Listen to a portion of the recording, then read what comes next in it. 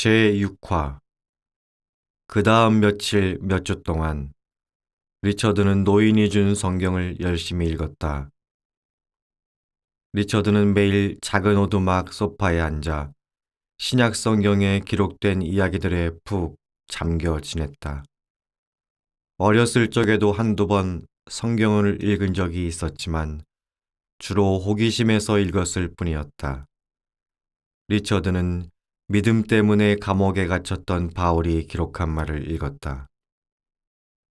그는 로마서 1장 16절에서 내가 복음을 부끄러워하지 아니하노니 이 복음은 모든 믿는 자에게 구원을 주시는 하나님의 능력이 됨이라.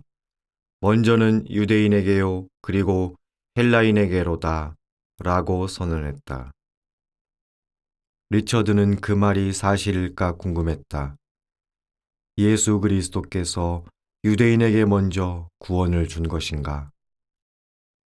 신약 성경의 말씀 마디마디를 읽을수록 리처드는 손에서 이 책을 놓고 싶지 않았다. 단어들 사이의 구두점조차도 전에 알아차리지 못했던 진리로 빛나는 것 같았다.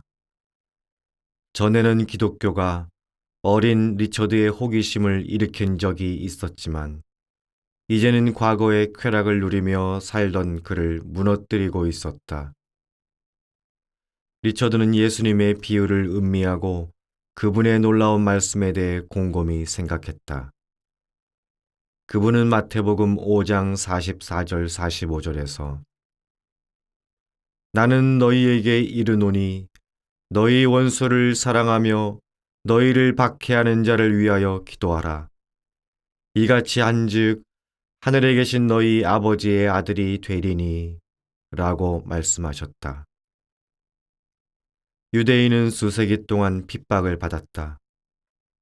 리처드는 자신을 증오하고 해친 사람들을 용서할 수 있었을까? 리처드는 성경에 자신의 목숨이 달려있기라도 한 듯이 계속 읽어나갔다. 머지않아 리처드는 자기에게 음식을 날라다 주는 간병인이 실제로 존재하듯이 예수님도 실제로 존재한다고 믿게 되었다. 매일 밤 리처드는 예수님을 더 알고 싶어 하면서 잠들었다. 리처드의 내면에서 맹렬한 싸움이 벌어지고 있었다. 마음은 하나님에게 끌렸지만 머릿속에서는 하나님에게 반대하는 논리들을 모두 끌어모았다. 당신은 나를 절대 제자로 만들지 못할 거예요. 리처드는 기도했다. 나는 돈을 원해요. 여행과 쾌락을 바란다고요. 그만하면 고통은 충분히 받았어요. 리처드는 불끈 주먹을 쥐었다. 당신의 길은 십자가의 길이에요. 설령 그것이 진리의 길이라고 해도 나는 따르지 않을 겁니다. 하나님께서 그에게 응답하셨다. 간청하는 것 같은 그 응답이 그의 생각을 방해했다. 나의 길로 오너라. 십자가를 두려워하지 말아라. 십자가가 가장 큰 기쁨임을 알게 될 것이다. 기쁨을 찾을 수 있다는 생각에 리처드는 눈물을 쏟았다. 육신의 정욕이야 잘 알고 있는 것이었지만 기쁨은 새롭고 낯선 것이었다. 예수님은 죄와 이기심으로 더럽혀질 대로 더럽혀진 리처드의 과거의 삶을 용서할 능력이 있을까? 그리스도께서는 리처드의 죄책감을 은혜로 바꿔줄 능력이 있을까? 마태복음 11장 28절을 통해 예수님이 리처드의 마음에 말씀하셨다. 수고하고 무거운 짐진 자들아, 다 내게로 오라. 내가 너희를 쉬게 하리라. 리처드는 쉼이 필요했다. 요양원으로 도망쳐온 것도 그래서였다. 그러나 예수님이 약속하는 쉼은 육신의 휴식 그 이상이었다. 그것은 영적인 쉼이었다. 리처드는 중국의 옛날 얘기 한 절하기 기억났다. 어떤 사람이 못 견디게 뜨거운 햇볕 아래서 터벅터벅 걷다가 기진맥진하였다. 마침내 그 사람은 큰 참나무 그늘에서 쉬면서 말했다. 나무야, 너를 발견하다니 행복한 우연이구나. 그러자 참나무가 대답했다. 우연이 아닙니다. 나는 400년 동안 당신을 기다렸으니까요. 갑자기 리처드의 눈이 띄었다.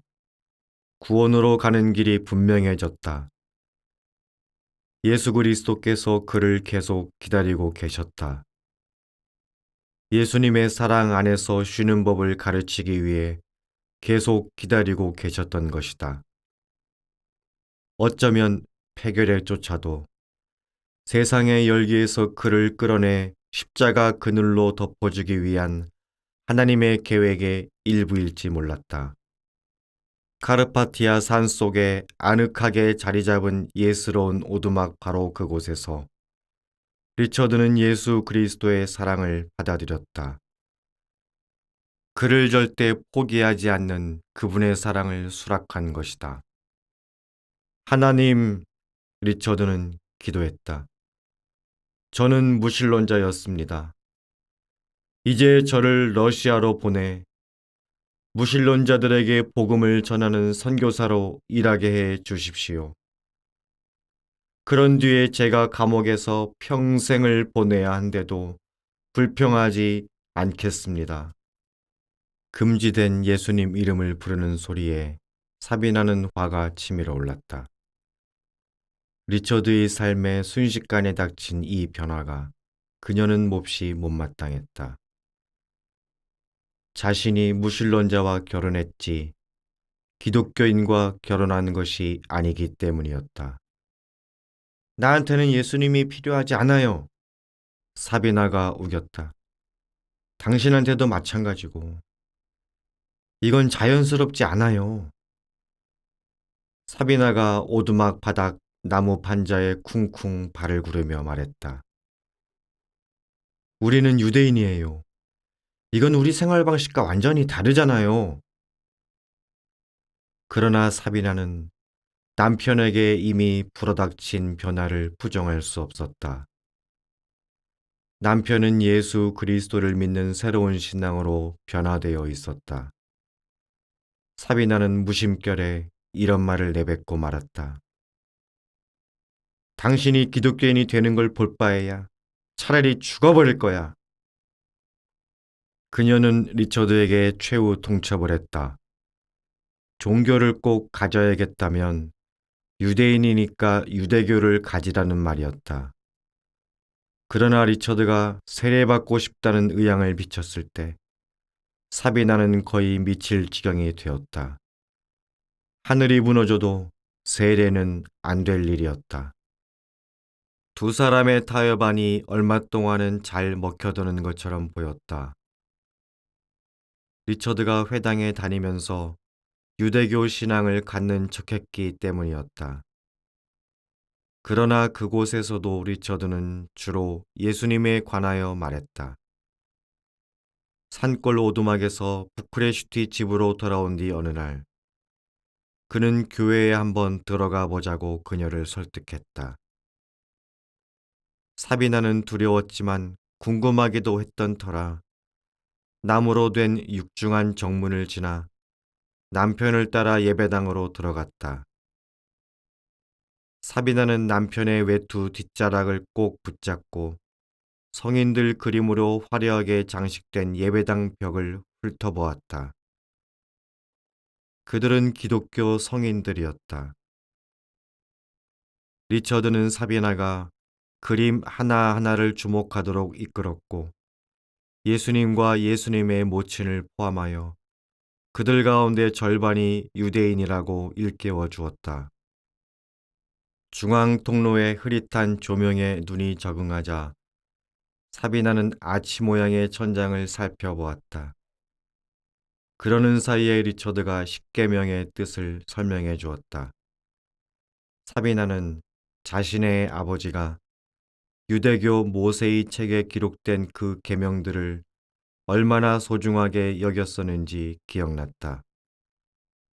리처드는 기독교인들이 다윗 왕의 시집 같은 유대교 구약 성경 문서들을 어떻게 받아들였는지 설명했다.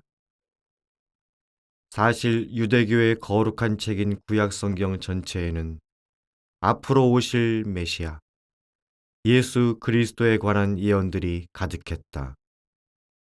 따지고 보면 기독교는 전 세계 모든 민족에게 열린 우리 유대인의 신앙인 거예요. 리처드가 몸을 돌려 사비나를 보면서 물었다. 유대인의 가치와 도덕과 지혜가 전 세계에 퍼진 게 누구 덕택인지 알아요? 그것이 2000년이 넘는 세월 동안 셀 수 없이 많은 사람에게 이른 것이 누구 덕택인지 알아요? 예수님만 그렇게 할 수 있었어요. 리처드가 계속 말했다. 그분이 하신 일 덕택에 유대인의 거룩한 책이 히브리어에서 수천 개 언어로 번역된 거예요. 리처드가 흥분하여 목소리를 높였다. 그래서 지금은 무식한 농부든 파스테르나 아인슈타인 같은 빼어난 과학자든 다 성경을 읽을 수 있게 된 거죠. 그러나 기독교인들이 유대인에게 저지른 모든 악행은 다 어찌 된 일인가? 예수님을 따르는 기독교인들이야말로 기독교를 매우 강하게 거부하게 만든 이유가 아니었을까? 사비나는 이 질문에 대해 몇 주일 곰곰이 생각했다. 그녀는 간디에게 공감했다. 언젠가 간디는 나는 그리스도는 좋아합니다. 그러나 그리스도인 당신들은 좋아하지 않습니다. 라고 말했다. 그렇다면 사비나도 그리스도인은 받아들이지 않고 그리스도만 영접하면 되지 않을까? 리처드가 고개를 저으며 말했다. 예수님의 제자들을 받아들이지 않으면 예수님을 영접할 수 없어요. 예수님이 제자들을 버리고 당신에게 오는 일은 없을 테니까요. 그리고 예수님이 그러셨듯이 가룟 유다까지 친구라고 하지 않으면 예수님의 제자들을 받아들일 수 없어요. 리처드는 자신이 새로 발견한 신앙에 대한 이 열정을 사비나도 품기를 바랐고 그녀도 남편의 바람을 잘 알고 있었다. 리처드는 복음의 아름다움과 함께 하나님이 용서해 주신 것 같이 다른 사람을 용서하라는 명령에 관하여 사비나에게 차근차근 설명해 주었다. 그리고 마침내 사비나가 신약 성경을 읽겠다고 동의했을 때 리처드는 얼굴 가득 기쁜 표정을 지었다. 웜브란트 부부에게 새날이 밝은 것이다. 심지어 사비나는 자신도 모르게 남편의 구세주를 존경하고 사랑하기 시작하였다. 사비나는 기독교 신앙에 대하여 지적으로 갖고 있던 반감을 극복했다. 그러나 수천 년의 박해 역사로 물든 유대교에 대한 정서적 유대감은 사비나의 영혼에 여전히 깊게 뿌리내리고 있었다. 머릿속으로 그녀는 남편이 옳다고 생각했다. 그러나 가슴에는 기독교인들을 향한 맹렬한 증오심이 계속 불타고 있었다. 어느 날 밤, 리처드가 영국 성공회 유대인 선교회에서 주최한 기도회에 참석했다가 집으로 돌아왔다. 리처드는 아내에게 급히 달려가 덥석 손을 잡고는 사람들 보는 앞에서 자신의 마음을 그리스도께 바쳤다며 몹시 흥분하여 알렸다. 다음 단계는 세례받는 것이었다. 사비나는 더 이상 참을 수 없었다. 부모님이 그 사실을 알면 실망할 것이 분명했다. 사비나의 부모는 교회를 쳐다보지도 못하게 하는 사람들이었기 때문에 사위가 교회에서 세례받는 것을 허락할 리 만무했다. 평소 강인하고 쾌활하던 사비나도 더는 버텨낼 수 없었다. 부엌에 있던 사비나는 울음을 터뜨렸다. 행주를 조리대에 던져버리고 방에 들어가 문을 잠갔다. 그렇게 4시간이나 침대에서 흐느꼈다. 리처드가 끔찍한 결심을 했다면 그녀라고 못할 것도 없었다. 리처드가 세례받는 날 자살하기로 결심한 것이다.